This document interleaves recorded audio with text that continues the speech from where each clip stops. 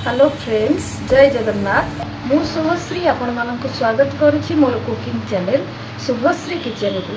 चलतु देरी न करी आरंभ करबा आज रेसिपी। पापड़ी पापड़ी पई मु गोटे कप मैदा नेछि। सेथिरे आवश्यक अनुसार लूण, किछि जुआणी, गोटे चामच रिफाइन तेल को नहीं भल भाव मिसाइबा। आपण चाहिए तेल को भी स्किप करि पारंती, बिना तेल भी आपण पापड़ी बनै परिबे।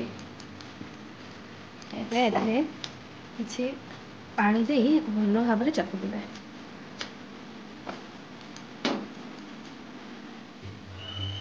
चकटाटी टिके हार्ड रखिबा। यहाँ को घोड़े देवा और 10 मिनिट रेस्ट पे भी छाड़ीदेवा।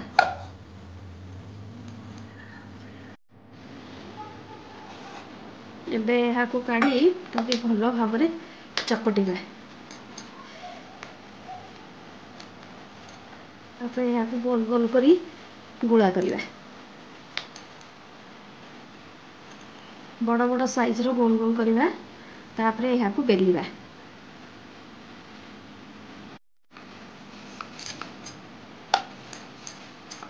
मझे मझे टिके मैदा देकी बेलिबा। अल्प मैदा पकेबा, नहले आपण तेल भी दे पारंती।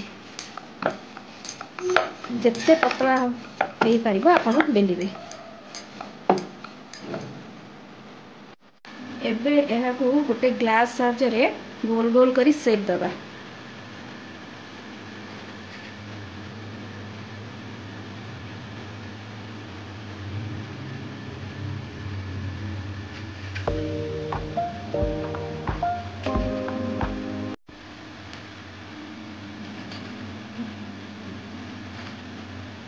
बाकी ଥିବା अंशको आमे काढ़ी दबा।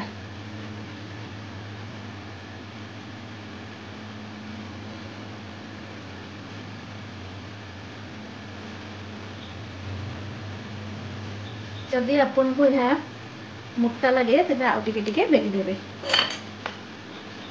गोटे कंटा चामच साहाय्य सब टिके टिके एमती फुटा कर देबे।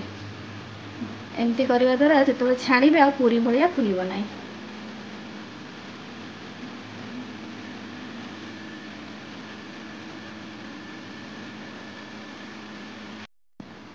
तेल को भल भाव गरम करेंगे और गोटी गोटी करी छाणीबे।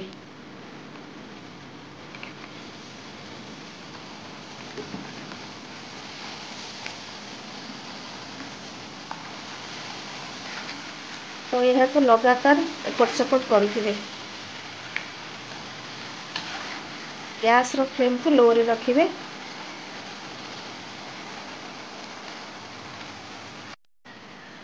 एबे यह को काढ़ी नबा।